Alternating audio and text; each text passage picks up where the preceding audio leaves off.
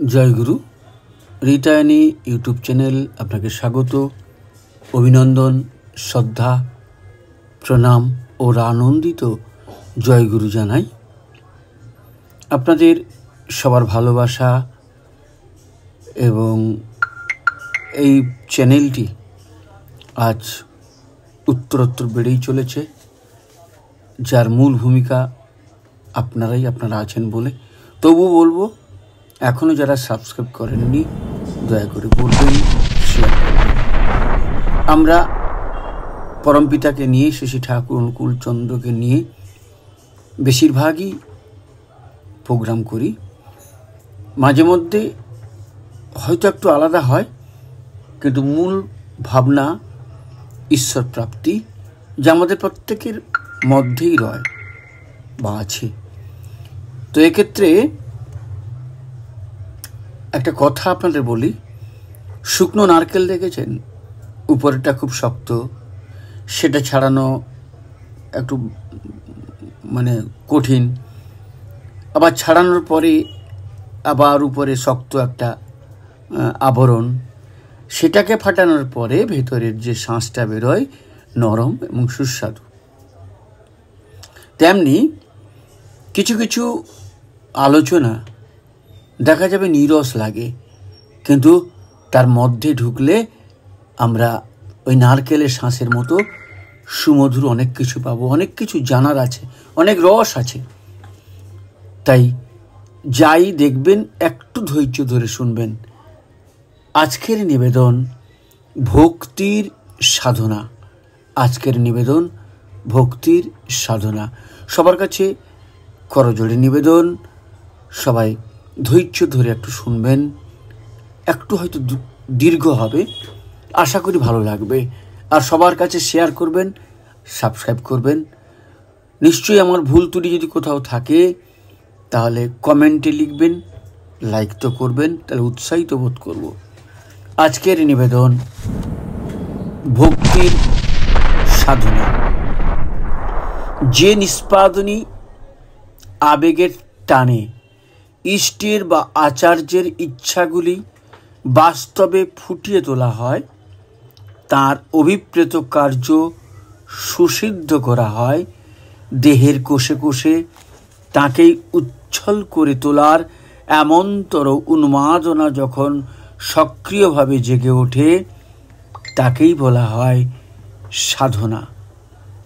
সাধনা মানে যাতে সিদ্ধি আছে, 7 ধাতু ইকুয়াল টু সম্পাদন বা সিদ্ধি বা নিষ্পত্তি বা প্রাপ্তি বা গমন অথবা যত্ন। যে কর্ম কৌশল লক্ষ্য প্রাপ্তির পথে এগিয়ে নিয়ে যায়, আর কর্মসিদ্ধির ওই কৌশলগুলি যিনি জেনে বুঝে ও করে, চরিত্রে অধিগত করে নিয়ে নিরন্তরতার সাথে চলেছেন, তিনি সাধু বা সাধক। এই অর্থে যে কোনো কাজ যিনি যত সুন্দর ও সুষ্ঠুভাবে নিষ্পাদন করে তুলতে পারেন, তাকে ওই বিষয়ের তত বড় সাধক বলা যায়। একজন বিজ্ঞান গবেষক দিনের পর দিন অশেষ পরিশ্রম করে মানব কল্যাণের জন্য যখন কোনো নতুন আবিষ্কারের ধ্যানে মগ্ন থাকেন, তিনি তখন সাধনাই করেন। আবার একজন কৃষক যখন অক্লান্ত পরিশ্রমের ভেতর দিয়ে মানবের জীবন ধারণের জন্য খাদ্য উৎপন্ন করেন, তিনিও কম সাধনা করেন না। সাধনা না থাকলে সিদ্ধি আসে না। ধার্মিক বা সৎ হয়ে ওঠার জন্য সাধনা চাই, শুধু ফাঁকা কথায় কিচ্ছু হয় না। অনেকে মনে করেন ধর্মপথে সিদ্ধি লাভের জন্য মনের একাগ্রতা, ইন্দ্রিয় সংযম ইত্যাদি প্রথমেই দরকার। এসব হলে তবে ধর্মলাভ সম্ভব।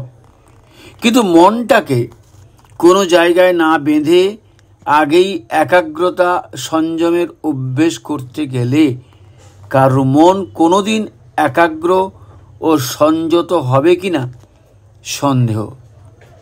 দুষ্টু ঘোড়াকে বাঁক মানাতে হলে আগে উপযুক্ত দক্ষ সহিস এনে কাজে নিযুক্ত করতে হবে। আমাদের জীবন রথের সহিস বা চালক হচ্ছেন ইষ্টগুরু বা আচার্য। ইষ্টপদের সাধক যিনি, তার ইন্দ্রিয় সংযম ইত্যাদির জন্য কোনো কসরত করতে হয় না।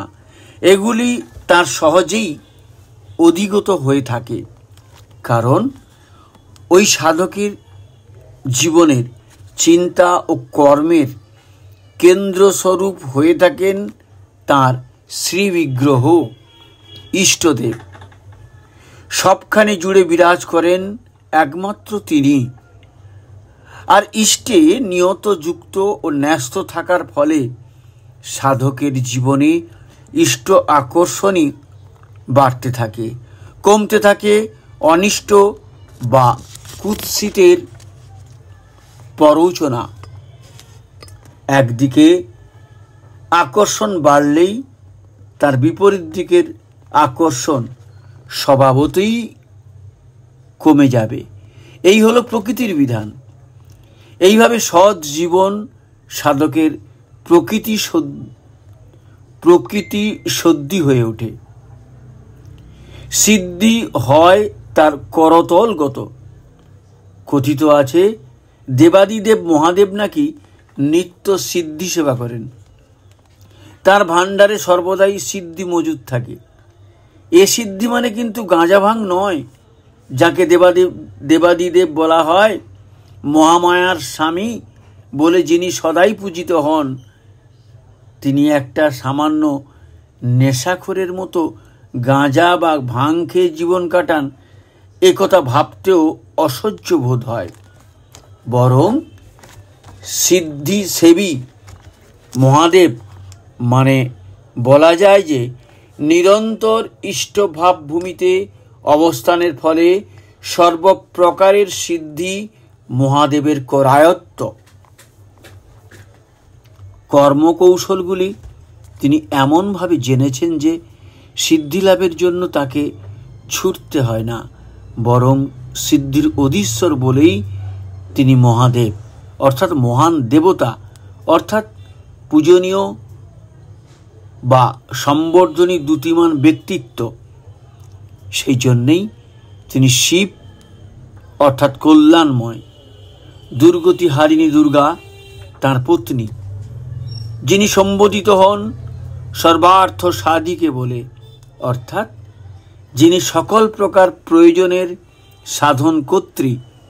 মহাদেবের যোগ্য জ্যেষ্ঠপুত্র স্বয়ং সিদ্ধিদাতা গণেশ, যিনি গণ ইস মানে জনগণের অধিপতি। সর্বাগ্রে গণেশের পূজা না হয়ে কোনো দেবতার পূজাই হতে পারে না। দেব সেনাপতি কার্তিকেয় মহাদেবের অপর পুত্র। ধনাধিষ্ঠাত্রী লক্ষ্মী দেবী এবং বিদ্যাধীশ্বরী মা সরস্বতী মহাদেবের দুই কন্যা। একজন নেশাখোর অবিমৃষ্যকারী এত দুর্লভ সৃষ্ট সন্তান ধনে ধনী হতে পারে না। তাই আবার বলি, মহাদেব সিদ্ধি খান মানে সিদ্ধি বা সাধনার কর্মকৌশল মহাদেবের সহজভাবে অধিগত হয়ে আছে। মহাসাধক তিনি, মহাযোগী। যোগচ্যুতি তার ঘটে না। নন্দী ভৃঙ্গি মহাদেবের দুই নিত্য সেবক। এদের বাস্তব অস্তিত্ব যেমনই থাকুক, নন্দীকে নন্দনাকারী অর্থাৎ আনন্দদায়ী শক্তি বা নন্দধাতু এবং ভৃঙ্গিকে ভরণ পূরণ ও পোষণের শক্তি ভৃধাতু বললে কোনো ক্ষতি হয় না, কারণ সিদ্ধীশ্বর মহাদেবের এই দুটি শক্তি তো সর্বক্ষণের জন্য তাতে বিরাজমান। যে সাধক সাধনার পথে একটু এগিয়েছেন, তিনি মাত্রানুপাতিক এই দুই শক্তির অধিকারী হয়ে থাকেন। সাধনার অগ্রগতির পথে মহামূল্য সম্পদ হলো ভক্তি। কথায় বলে ভক্তিতে ভগবান। ভক্তি রসের দ্বারা সিঞ্চিত না হলে যে কোনো সাধনাই হয়ে যায় শুষ্ক, প্রাণহীন। ভক্তিবিহীন বহু কষ্টার্জিত জ্ঞানও সবার কাছে সমানভাবে আকর্ষণীয় ও হৃদ্য হয়ে ওঠে না। বৈষ্ণব কবি ও সাধকগণ বলেন, কৃষ্ণ লাভের পথ ওই ভক্তি মার্গ। ভক্তের কাছেই ভগবান নিজের স্বরূপ উদ্ঘাটিত করেন। তাই তো গীতার ভক্তিযোগ অধ্যায়ে শ্রীকৃষ্ণের কথায় পুনঃ পুনঃ পাওয়া যায়, যো মদ্ভক্ত স মে প্রিয়, ভক্তিমান য স মে প্রিয় ইত্যাদি। এই অধ্যায়ের শেষ শ্লোকের শেষ পংক্তিটি বিশেষ লক্ষণীয়। শ্রীকৃষ্ণ বলছেন, শ্রদ্ধানা মৎপরমা ভক্তাস্তেহতীব মে প্রিয়া। মানে আমাকেই একমাত্র আশ্রয় বলে গ্রহণ করেছে এমনতর শ্রদ্ধাবান ভক্তগণ আমার অতীব প্রিয়। ভক্তির মধ্যে জ্ঞান আছেই, কিন্তু কেবল শুষ্ক জ্ঞানের মধ্যে ভক্তি নাও থাকতে পারে। জ্ঞান মার্গের সাধক বলেন, জ্ঞান হলেই মুক্তি হয়। মুক্তি বলতে তিনি বোঝেন পরব্রহ্মের সাথে লীন হওয়া, নির্বাণ লাভ করা, পুনর্জন্ম নিরোধ ইত্যাদি। কিন্তু আসলে মুক্তি মানে হচ্ছে মোচন, প্রবৃত্তি গ্রন্থি থেকে মুক্তি। প্রবৃত্তিগুলি যখন আর মানুষকে ইচ্ছা মতো চালাতে পারে না, মানুষ তার আদর্শের প্রয়োজন পূরণার্থে যখন প্রবৃত্তিগুলিকে তার ইচ্ছা মতো ব্যবহার করতে সক্ষম হয়, তখনই হয় তার প্রকৃত মুক্তি। তা না হওয়া পর্যন্ত সে আকারে মানুষ হয়েও শুধু প্রবৃত্তিরামবদ্ধ একটি জীব হয়ে থাকে। ভক্তিবিহীন জ্ঞান এ মুক্তি দিতে পারে না। কেবল জ্ঞান মুক্তি দিতে না রে ভক্তি বিনে। কি বললাম? কেবল জ্ঞান মুক্তি দিতে না রে ভক্তি বিনে, এটা আছে চৈতন্য চরিতামৃতে। কিন্তু ভক্তি মার্গের সাধক জ্ঞান মার্গীর মতো অনন্তের সাথে মিশে নিঃশেষ হয়ে যেতে চান না। তিনি অনন্তের সাথে থেকে নিত্য অনন্তের লীলা উপভোগ করতে চান। তিনি চিনি হতে চান না, চিনি খেতে চান। এই হলো ভক্তি সাধকের লক্ষণ। মানে চিনি হতে চান না, চিনি খেতে চান। এই হলো ভক্তি সাধকের লক্ষণ। ভক্ত তার প্রিয় পরমকে নানা রূপে, রসে, স্বাদে, গন্ধে, গানে উপভোগ করতে চান। তাই যখন যেখানে সেই অনন্তের মহিমা ব্যক্ত হয়ে ওঠে, ভক্ত সেখানেই থাকতে চান, দেখতে চান তা। কিন্তু ফুরিয়ে গেলে তো তা আর সম্ভব হয়ে ওঠে না। একনিষ্ঠ ভক্তি যথার্থ মুক্তির দ্বারে পৌঁছে দিতে পারে। মোক্ষের পিছনে ছুটে মোক্ষ লাভ করা যায় না। আবার ব্যভিচারী ভক্তি বোধের ভিত্তি ভেঙে দেয়, বিশ্বাসকে টলিয়ে দেয়, মানুষকে করে তোলে ছন্ন ছাড়া ও বিকেন্দ্রিক। তাই ভক্তি গ্রন্থগুলিতে অব্যভিচারী সুকেন্দ্রিক ভক্তির কথা বারংবার স্পষ্টভাবে বলা আছে। এখানে মাত্র হরিভক্তি বিলাসের একটি শ্লোক আপনাদের কাছে তুলে ধরছি। অন্নাভিলাষিতা শূন্যং জ্ঞান কর্মাদ্দনাবৃতম আনুকূল্যেন কৃষ্ণানুশীলনং ভক্তিরুত্তমা। অর্থাৎ অন্নাভিলাষবিহীন হয়ে জ্ঞান কর্মাদিতে আবদ্ধ না থেকে অনুকূলতার সাথে কৃষ্ণ গুণের অনুশীলন করাই উত্তমা ভক্তি। সাহিত্যের মধ্যে ভক্তিরসের কথা সর্বপ্রথম পাওয়া যায় ঋগ্বেদে। সেখানে বরুণ, সবিতা এবং উষা দেবতা নিয়ে রচিত সূক্তগুলির প্রধান উপজীব্যই হল ভক্তিরস। ভক্তি শব্দটি কিন্তু তখনও ব্যবহার করা হয়নি। ভক্তি শব্দের প্রথম ব্যবহার হয় উপনিষদে, শ্বেতাশ্বতর উপনিষদ।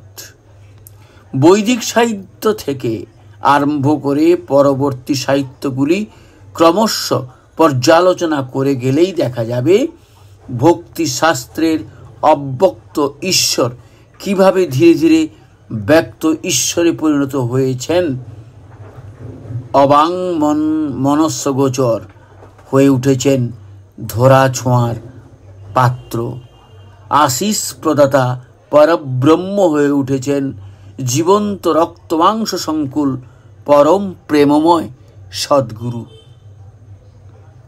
আর মানুষও এই চায়। যখন মানুষের দেহধারী কোনো দরদি পুরুষকে মানুষ কাছে পায়, তার কাছে মনের কথা খুলে বলতে পারে, সমস্যার সমাধান পায়, তাকে ভক্তি করতে পারে, ভালোবাসতে পারে, তখন তার কাছে ঈশ্বর আছে কি নেই বা তাকে কতখানি ভক্তি করতে হবে এসব প্রশ্ন গৌণ হয়ে যায়। তার হাতের কাছে পাওয়া ওই প্রত্যক্ষ ভগবান অদেখা অনেক ব্রহ্মতত্ত্ব থেকে শ্রেষ্ঠ হয়ে ওঠেন। কাছের ওই মানুষটিকে বার বার বহু রকমে ভোগ করেও সে যখন আর ফুরাতে পারে না, আবার তার তৃপ্তিও যেন শেষ হতে চায় না, তখন ওই মানুষের প্রতি তার ভক্তির সৃষ্টি হয়। ওই ভক্তি আরোপিত নয়, শত উৎসারিত। ভক্তিপথে নরদেহধারী গুরু পুরুষোত্তমের প্রতি এই টান অপরিহার্য। এ না হলে ফাঁকার টানে ভক্তি দানা বাঁধে না। তাতে ভাবালুতার সৃষ্টি হতে পারে মাত্র, কিন্তু ভক্তির লক্ষণগুলি সেখানে সজাগ থাকে না। মনে আমরা অনেক কিছু চিন্তা করতে পারি, কিন্তু সেই চিন্তার কোনো বাস্তব পটভূমি না থাকলে তা হাওয়ায় বিলীন হয়ে যায়। তেমনি ভক্তিরও চাই বাস্তব প্রত্যক্ষ আধার। ভক্তি মনেরই ভাব। যদিও ঈশ্বরে পরানুরক্তিকেই ভক্তি বলা হয়েছে, কিন্তু তারও পূর্বে রয়ে গেছে গুরুতে পরানুরক্তির ব্যাপারটি। ইষ্টগুরুর প্রতি ভক্তি না জন্মালে ঈশ্বর ভক্তি হওয়া অসম্ভব। ভক্তির মধ্যে আছে ভজন, ভজ ধাতু। ভজন মানে অনুরাগ, সেবা, অনুশীলন, উপভোগ, আশ্রয়, বিভাগ, দান, পাক। ভক্তির মধ্যে এই সব কটি অর্থই জ্বলন্ত হয়ে আছে। একে একে বিচার করা যাক তাহলে। প্রথমে আসছে অনুরাগের কথা। যাকে ভক্তি করব তার প্রতি আগ্রহশীল হতে হবে। তার স্বার্থকে নিজের স্বার্থ বলে ভেবে নিয়ে কাজ করতে হবে। তার যা ভালো লাগে তাই করা, বা যা ভালো লাগে না তা বর্জন করা স্বাভাবিক হয়ে আসে। এইভাবে অনুরাগের সৃষ্টি হয়। তারপর কি বলেছিলাম? সেবা। নিয়ত প্রত্যাশা রহিত সেবার ভেতর দিয়ে ছাড়া কারোর প্রতি আগ্রহশীল হয়ে ওঠা সম্ভব নয়।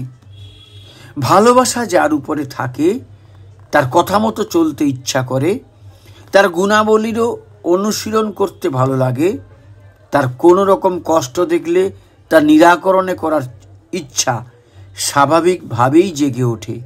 এইভাবে ভক্তির পাত্রকে আশ্রয় করে সেবা করে চলার ফলে আমরা স্বভাবে ও চরিত্রে যেমনটা হয়ে উঠি তাই হলো আমাদের প্রাপ্তি, এবং সেইটাই উপভোগ। ওই হয়ে ওঠার আনন্দটা বোধ করে পারিপার্শ্বিককেও অমন্তর করে তোলার ভেতর দিয়ে যে অভিজ্ঞতা আমাদের হয় তাতে বাড়ে যশ ও প্রজ্ঞা। আবার এই প্রজ্ঞা বাড়ায় আমাদের বিচার শক্তি, ধারণা শক্তি, ভালো মন্দ বা সৎ অসতের পার্থক্যবোধ। এইভাবে বিচার ও বিভাগ করে চলার ফলে ভক্তিমান ব্যক্তি অসৎ বর্জন ও সৎ অনুসরণ করে চলার শক্তিতে স্বতঃসিদ্ধ হয়ে ওঠে।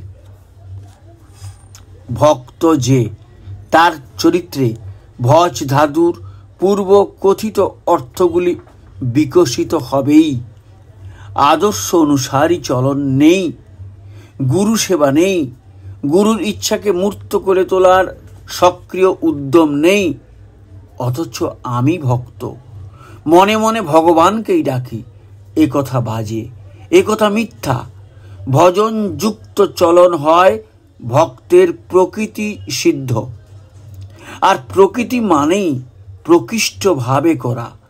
মানুষ আগ্রহের সাথে মন দিয়ে যেমন কর্ম করে চলে, তার প্রকৃতিও হয় তেমনি।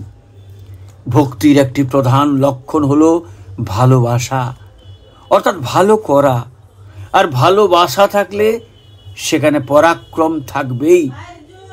ভালোবাসার পাত্রের গায়ে এতটুকু আঁচড় লাগা সহ্য হয় না। তার কোনো রকম কষ্ট দেখলেই তা সর্বশক্তির দ্বারা দূর করার জন্য ভক্তের হৃদয়টা ছটপট করে ওঠে। ভক্তির সহজ উপাদান এই পরাক্রম। ভক্তি ভালোবাসা আছে, অথচ প্রিয়ের ব্যথায় বুকখানা দুমড়ে মুচড়ে ওঠে না। তার নিরাকরণের জন্য বুদ্ধি বিবেচনা মাথায় আসে না। প্রিয়কে কেউ অপমান করে গেলে তাকে কিছু বলতে সাহস পাই না। পরাক্রমহীন এমন টান ভক্তি নয়, ক্লীবতা ভক্তির উপাদান কখনোই নয়। আর ক্লীবত্ব যেখানে থাকে সেখানে ভক্তি লাভ তো দূরের কথা, মনুষ্যত্বই থাকে না। নিকৃষ্ট জীব পশুদের মধ্যেও ভালোবাসার সাথে পরাক্রম লক্ষ্য করা যায়। নবজাত বাছুরকে ধরে নিয়ে যেতে থাকলে অতি শান্ত স্বভাব গোমাতাও ক্ষিপ্ত হয়ে ওঠে।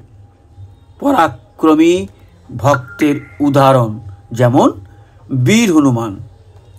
তানিষ্ঠ শ্রীরামচন্দ্রের ইচ্ছা ও স্বার্থ পরিপূরণ করার জন্য তিনি কোনো বাধাকেই বাধা বলে মনে করেননি। গন্ধমাদন আনয়ন ইত্যাদি প্রতিটি কাজেই তার মহা তেজা, বিপুল পরাক্রমী সুনিষ্ঠ ভক্তির পরিচয় পাওয়া যায়। লঙ্কার শক্তিশালী রাজা হনুমানকে আবদ্ধ করলে ধরে রাখতে পারেনি। স্বীয় বুদ্ধি ও অচ্যুত ইষ্টটানের বলে হনুমান মহাশত্রুর বেশ খানিকটা ক্ষতি সাধন করে ফিরে এসেছিলেন প্রভু শ্রীরামচন্দ্রের কাছে। পরাজয় বা ব্যর্থতা যেন হনুমানের কাছে আসতেই লজ্জা পেত। কর্মকৌশল ও দক্ষতা যেন তার সেবা করে ধন্য হতো। ওই হলো সার্থক দীক্ষা। দক্ষ ধাতু থেকে আসা দীক্ষা। রাম নাম, রাম স্বার্থ, রাম ভোজন তার দেহের প্রতিটি অণুতে পরিপূর্ণ ছিল। তিনি ছিলেন তার দ্বৈতের দিন সেবক। তাই দ্বৈতের স্বার্থ যারা, তিনি তাদেরকেও ভালোবাসতেন, সেবা যত্ন করতেন। এই হলো আদর্শ পরাক্রমী ভক্ত চরিত্র।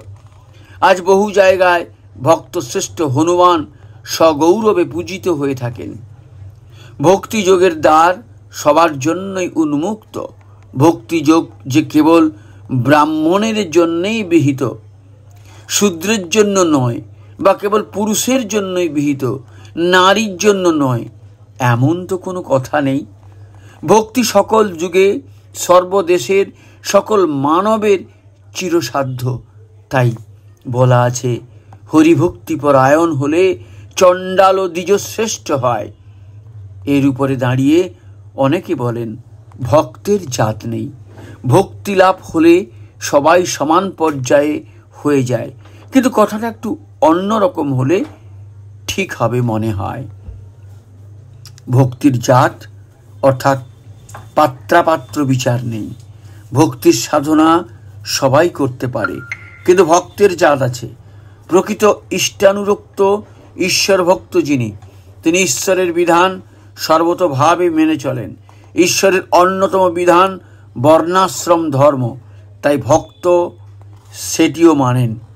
শ্রীকৃষ্ণ লৌকিক জগতে আদর্শ ভগবান হয়েও আদর্শ ভক্ত। জাত না থাকার আছিলা করে তিনি বর্ণাশ্রম বিধিকে অবজ্ঞা করেননি। যুধিষ্ঠিরের রাজস্ব যজ্ঞকালে ক্ষত্রিয় গৌরবে গৌরবান্বিত আদর্শ পুরুষ রাজা শ্রীকৃষ্ণ সমাগত ব্রাহ্মণগণের পা ধুয়ে দেবার দায়িত্ব গ্রহণ করেছিলেন। সারা জীবনে কখনো তিনি তার বর্ণানুক স্বধর্মকে বিসর্জন দেননি। ভক্তিযোগ এমনই একটা বিষয় যার অনুশীলনে কর্ম, জ্ঞান, সন্ন্যাস ইত্যাদি যোগগুলি মানুষের মাঝে আপনা থেকেই বিকশিত হয়ে ওঠে। দৃঢ়নিষ্ঠ ভক্তই যথার্থ যোগী, প্রকৃত সন্ন্যাসী। তিনিই ভগবানের প্রিয় পাত্র হয়ে ওঠেন। এখানে আরও একটা মজার জিনিস লক্ষ্য করার আছে। ভজন, ভক্তি ও ভগবান এই তিনটি শব্দই এক ভজ ধাতু থেকে উৎপন্ন। সবেরই মূলে আছে ভজন। ভজনের দ্বারা ভক্তি এবং ভক্তিতে ভগবান লাভ হয়। তাই ভগবান মানে বলা যায় ভজমান, অর্থাৎ যিনি নিত্য সেবা অনুশীলন পরায়ণ। ভগবানের চরিত্রই তাই। তিনি সকলকে সেবার ভেতর দিয়ে ধারণ পোষণ করে থাকেন। ভগবত প্রাপ্তি মানেও ভজমানতা প্রাপ্তি, নিয়ত ভজন সেবা কর্মকৌশল স্বভাব সিদ্ধ করে ভগবান হয়ে ওঠা। ভগবান হয়ে না ওঠা পর্যন্ত ভগবান পাওয়া হয় না। অনেকে মনে করতে পারেন একজন ভাগবত পুরুষের সান্নিধ্য লাভ ও তার কাছে দীক্ষা প্রাপ্ত হলেই বুঝি ভগবান পাওয়া হলো। তা কিন্তু মোটেই নয়। সহস্র ভগবান সামনে এসে দাঁড়ালেও আমার ভগবান পাওয়া না হতে পারে। কিন্তু আমি যদি কোনো ভাগবত ব্যক্তিত্বকে আশ্রয় করে ভালোবেসে সশ্রদ্ধ সেবার ভেতর দিয়ে তাকে সর্বতোভাবে আপূরিত করার আপ্রাণতা নিয়ে চলতে থাকি, তখন আমার চরিত্র একটু একটু করে ভক্তি রসে ভিজে ওই ভাগবত ভাবে রাঙিয়ে উঠতে শুরু করে। ভজমানতা বা ভগবত্তার গুণ তখন আমাতে বর্তাতে থাকে। পুরুষোত্তম শ্রীকৃষ্ণের উক্তি মঞ্চ জহ ব্যভিচারেণ ভক্তি যোগেন সেব্যতে সগুণান সমর্তিত্বৈতান ব্রহ্মভুয়ায় কল্পতে। গীতায় পুরুষোত্তম শ্রীকৃষ্ণ বলেছেন, তার মানে হচ্ছে একনিষ্ঠ ভক্তি যোগের দ্বারা যে আমার সেবা করে সে সকল গুণ অতিক্রম করে ব্রহ্মভাবে ভাবিত হয়। ভগবান আকাশের বস্তু কিছু নন। ইষ্টের প্রতি অচ্যুত অনুরতির ভেতর দিয়ে মানুষই ভগবান হয়ে ওঠে।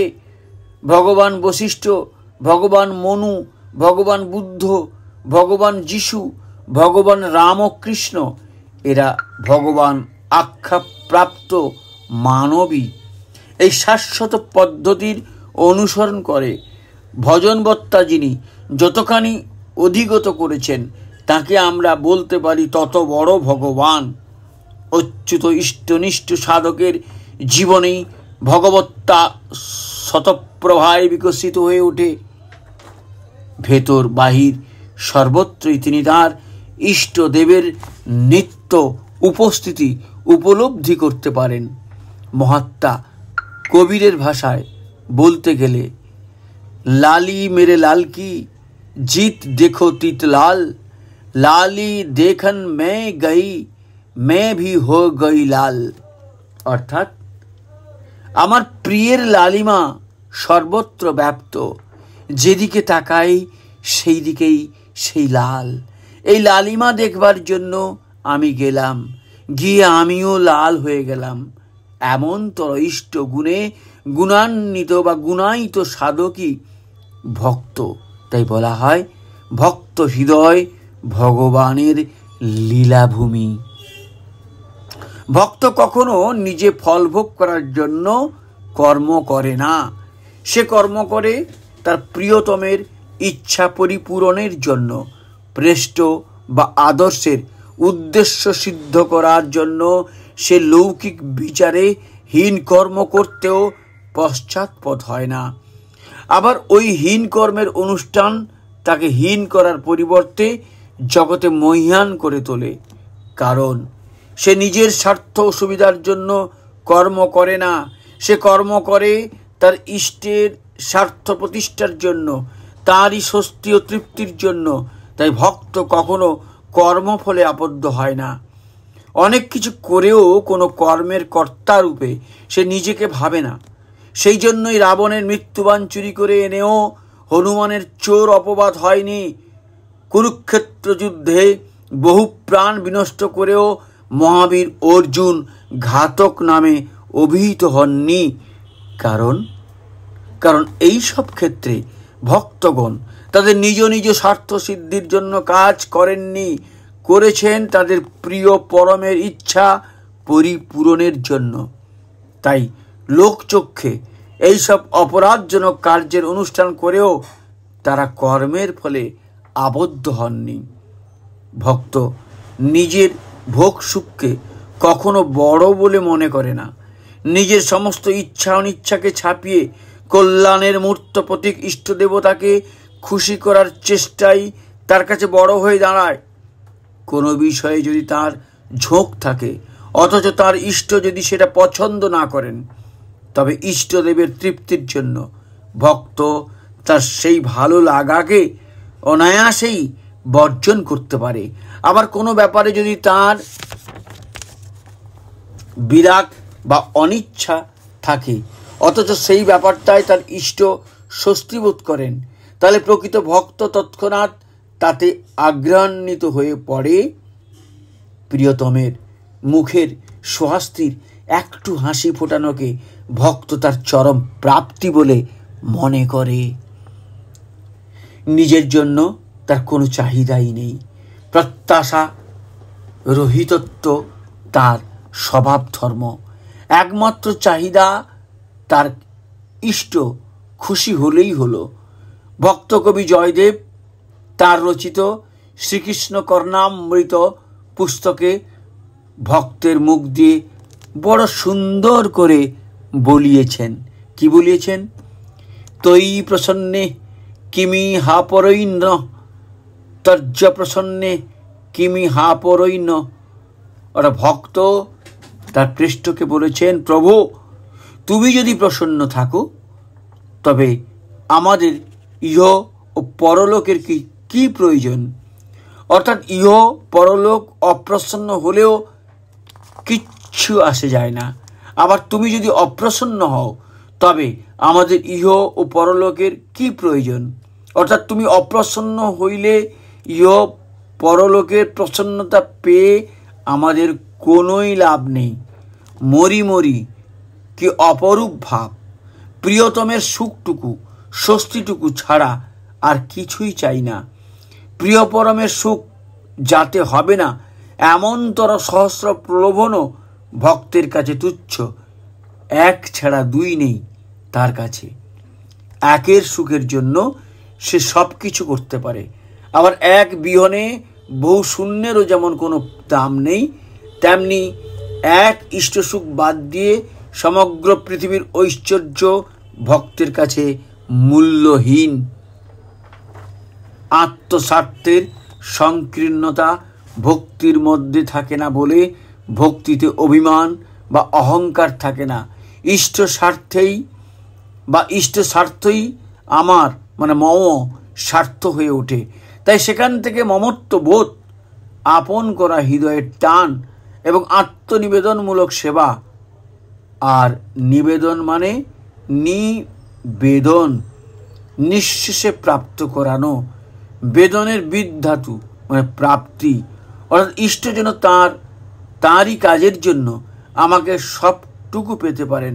সর্বক্ষণের জন্য আমি তাঁর ইচ্ছা পূর্ণ করাই আমার জীবনের ব্রত। এমনটা না হওয়া পর্যন্ত আত্মনিবেদন হয় না।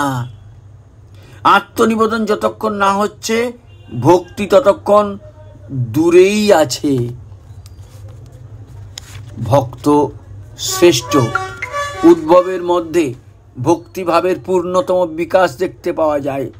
তার গুরু, তার ইষ্টদেব, পরম শ্রেয়, পরম ধেয় প্রভু শ্রীকৃষ্ণে সেবায় তিনি সর্বক্ষণের জন্য ব্যাপৃত। সর্বদা তিনি একটা নিষ্ক্রিয় সক্রিয় স্বরূপ বিশেষ অবস্থায় বর্তমান আছেন। নিজের ভোগ সুখের জন্য তিনি নিষ্ক্রিয়, কিন্তু প্রিয় পরম গুরুর ইচ্ছা পূরণের জন্য তিনি পূর্ণ মাত্রায় সক্রিয়।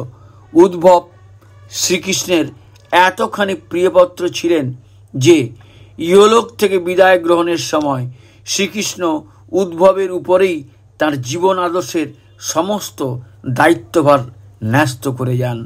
পুরুষোত্তম এত বড় ভার যোগ্য পাত্র ছাড়া কাউকে অর্পণ করেন না।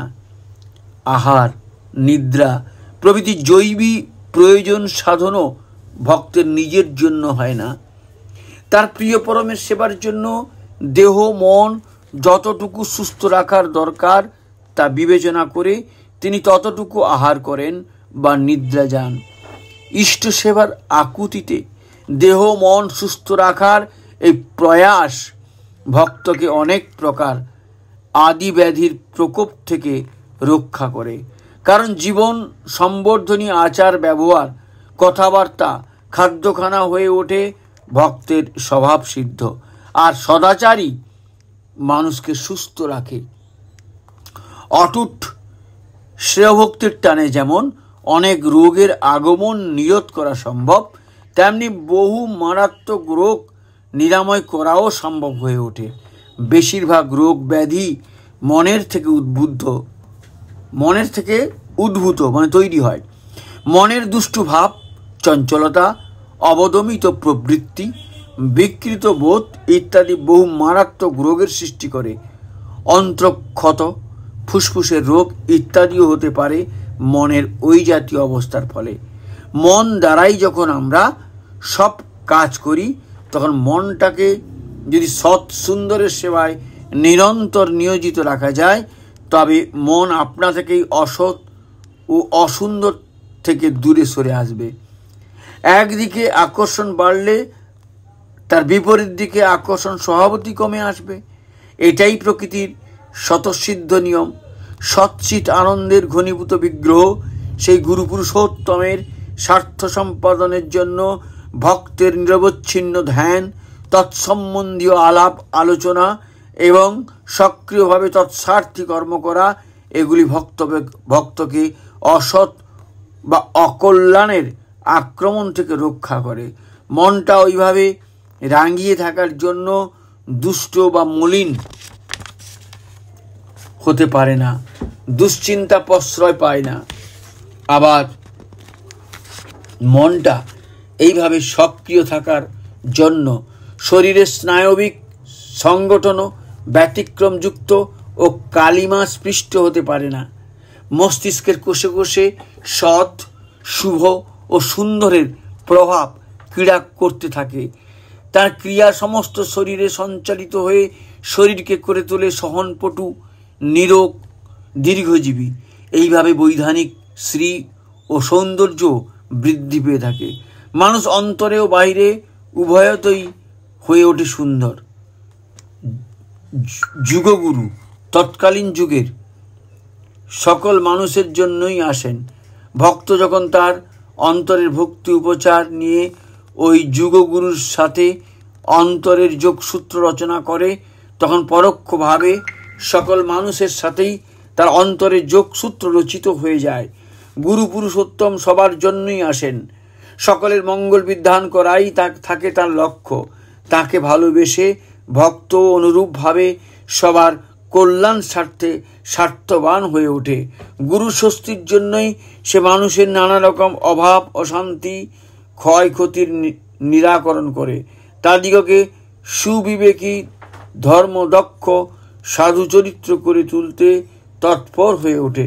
অপরপক্ষে মানুষ যখন দেখে ওই লোকটি তাদের স্বার্থত্ব মঙ্গলই শুধু চায়, কোনো প্রতিদান প্রার্থনা করে না, অথচ তাদের যথার্থ বান্ধব, তখন তারাও তার বিষয়ে আগ্রহশীল হয়ে ওঠে। ওই মানুষটিও অভাব অশান্তি ক্ষয়ক্ষতি যাতে নিরাকৃত হয় সেজন্য সকলেই বাস্তবভাবে সচেষ্ট হয়ে ওঠে। আর সবার এমনতর বাস্তব কর্মপ্রচেষ্টা ভক্তের জাগতিক অভাবগুলি মোচন করতে সক্ষম হয়। তাই বলে রোগ ব্যাধির কবল থেকে পরিত্রাণ পাওয়া বা অভাব মোচন হওয়ার উদ্দেশ্য যদি কেউ ভক্তির ভণ্ডামি নিয়ে চলতে থাকে, তার পক্ষে এসব ফল পুরোপুরি পাওয়া অসম্ভব হয়ে ওঠে। কারণ তখন অন্তরের কন্দরে ওই বিশেষ কামনাই প্রধান লক্ষ্য হয়ে থাকে। ইষ্টাদেশ প্রতিপালনটি লক্ষ্যবস্তু থাকে না। ফলে ইষ্ট সেবার ভেতর দিয়ে স্বভাব ও চরিত্রের যে সুকেন্দ্রিক নিয়ন্ত্রণ, তার পথে বাধার সৃষ্টি হয়। ইষ্টভাব রঞ্জিত ভক্ত চরিত্র ছাড়া জীবনের প্রকৃত তাৎপর্য ও মাধুর্য কারোর পক্ষে পূর্ণভাবে উপলব্ধি করা সম্ভব নয়। মন কোনো বিশেষ কামনায় ভরপুর থাকলে সেখানে ইষ্টভাবের বিকাশ আর ঘটতে পারে না। ওই কামনাকে কেন্দ্র করেই সব চলা বলা আবর্তিত হতে থাকে। আর ইষ্টভাব যেখানে অনুপস্থিত সেখানে অনিষ্টভাবেরই প্রাধান্য। কামনার বাহক প্রবৃত্তিমুখী যা তাই সত্তার বিরোধী, আর সত্তার বিরোধী যা তা ইষ্ট স্বার্থেরও পরিপন্থী। কামনা নিম্নগামিতার সৃষ্টি করতে পারে, ঊর্ধ্বগামিতার নয়। আসক্তির সৃষ্টি করতে পারে, ভক্তির নয়।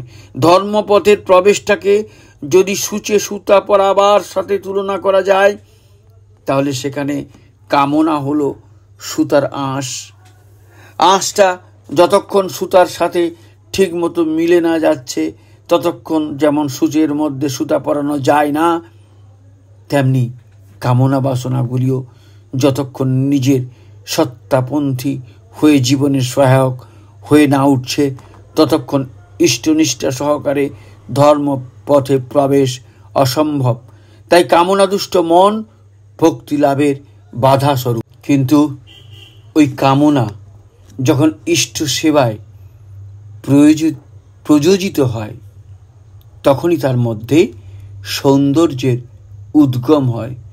তখন কামনার কুটিল আকর্ষণ দেখা দেয় শুদ্ধা ভক্তিরূপে। ঐশী প্রেমে তা জ্বলজ্বল করতে থাকে। মেরি ম্যাগডালিন ছিলেন নগরের একজন বার বনিতা। কামনার সেবায় তার দিনগুলি ব্যয়িত হতো, কিন্তু যখন তিনি প্রভু যিশুর দর্শন পেলেন, তাঁতে অনুরাগ নিবদ্ধ হয়ে তাঁরই সেবায় জীবন ও কর্ম বিনিয়োগ করলেন। তখন তার কামনার আসক্তি শ্রেয় অচ্যুত নিষ্ঠা সহ ন্যস্ত হওয়ার ফলে দেখা দিল বিশুদ্ধা ভক্তিরূপে।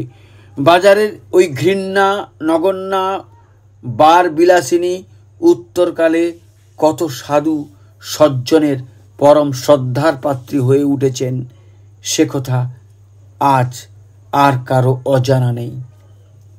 কামেরই পরিশুদ্ধ রূপ প্রেম বা ভালোবাসা, এবং প্রেমই উদ্ভিন্ন হয়ে ওঠে ভক্তিরূপে। কামে আত্মস্বার্থ আত্মসুখভোগই প্রধান লক্ষ্য। কারণ ভালোবাসা শব্দটির অর্থই হলো ভালোতে বাসা বা বাস করা। প্রিয়ের যাতে সর্বতোভাবে মঙ্গল হয় তা করাই হলো ভালোবাসা।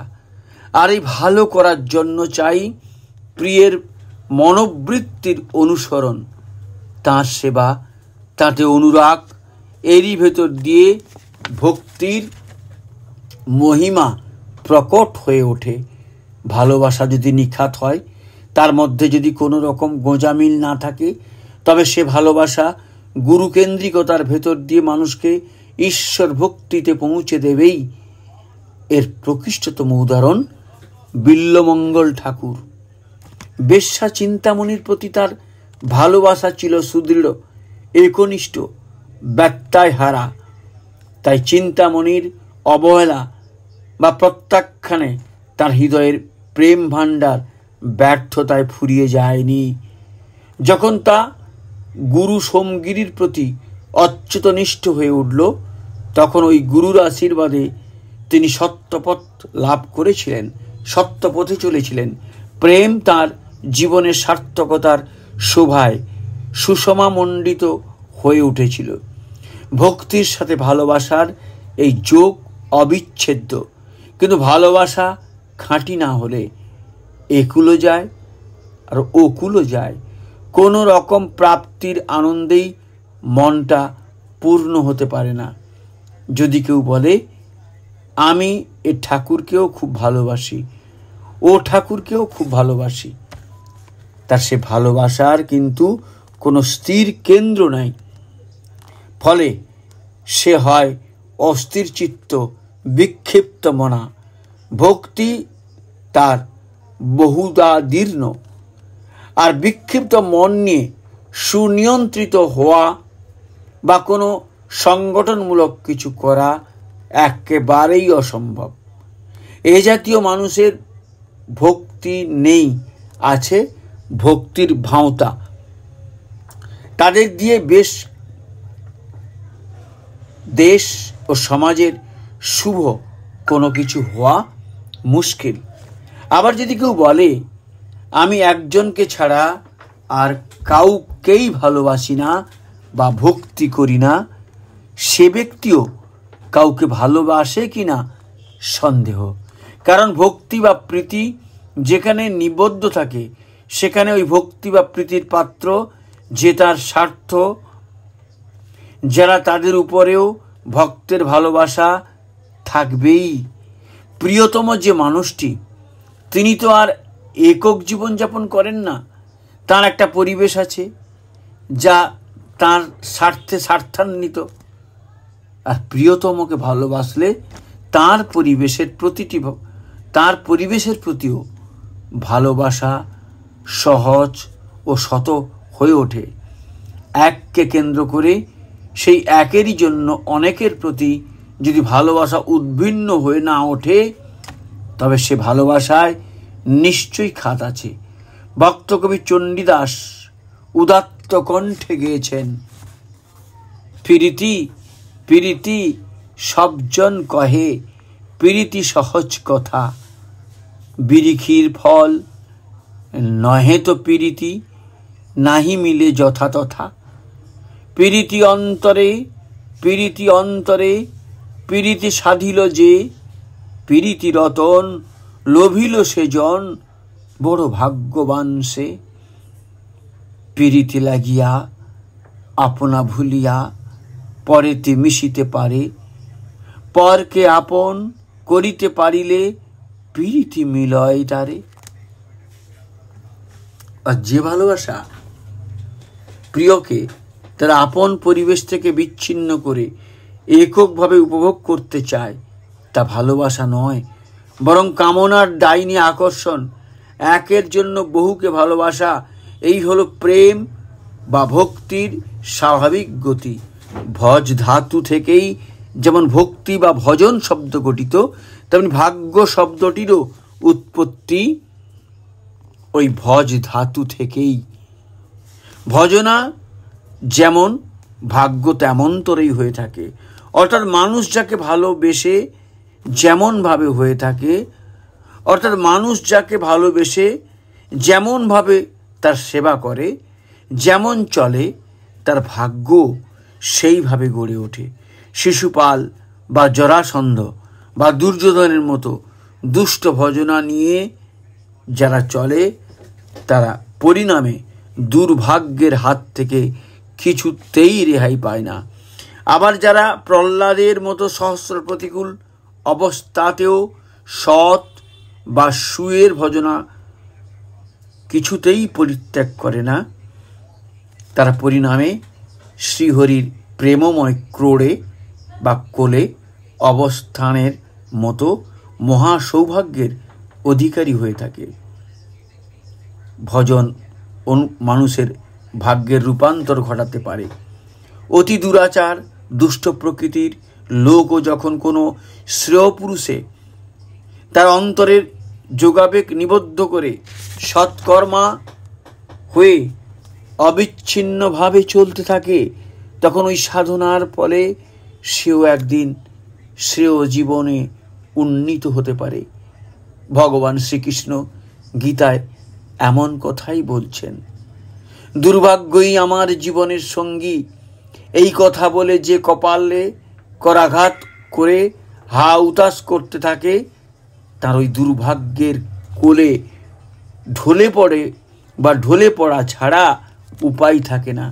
কিন্তু কোনো দুর্ভাগ্য প্রপীড়িত ব্যক্তি যদি শ্রেয় পুরুষ বা ইষ্ট গুরুকে ভালোবাসে, তার মনজ্ঞ হয়ে ওঠার আকুলতায় তার ইচ্ছার অনুকূল যা তা গ্রহণ করে এবং প্রতিকূল যা তা বর্জন করে এবং এমনতর উদ্যমী চলায় অটুট গতিতে চলতে থাকে, তবে সে একদিন সমস্ত দুঃখ দুর্ভাগ্যকে বৃদ্ধাঙ্গুষ্ঠ দেখিয়ে এক পরম লোভনীয় মহাভাগ্যবান জীবনের অধিকারী হয়ে উঠতে পারে। এইভাবে ভজন, ভক্তি ও ভাগ্যকে একই সমরেখায় অবস্থান করানো সম্ভব। জয়গুরু। এখানেই শেষ হলো ভক্তির সাধনার আলোচনা। কেমন লাগলো? ভালো লাগলে ভালো, খারাপ লাগলে খারাপ, বা কোনো ভুল ত্রুটি থাকলে অবশ্যই কমেন্টে লিখে জানাবেন, আর লাইক করবেন, শেয়ার করবেন সবাইকে, এবং যারা এখনও পর্যন্ত সাবস্ক্রাইব করেননি সাবস্ক্রাইব করবেন এবং বেল আইকনটি টিপে অলে প্রেস করবেন, যাতে আমি বা এই চ্যানেলে যখনই কোনো ভিডিও আপলোড হবে প্রথমেই আপনি তার নোটিফিকেশান পেয়ে যাবেন। পরমপিতার আতুল চরণেই আপনার এবং আপনার পরিবারের সবার সার্বিক সুস্থ স্বাস্থ্য সুদীর্ঘ জীবন প্রার্থনা করি ও পরিশেষে আনন্দিত জয়গুরু জানাই। জয়গুরু। সবাই ভালো থাকবেন। বন্দে পুরুষোত্তমম।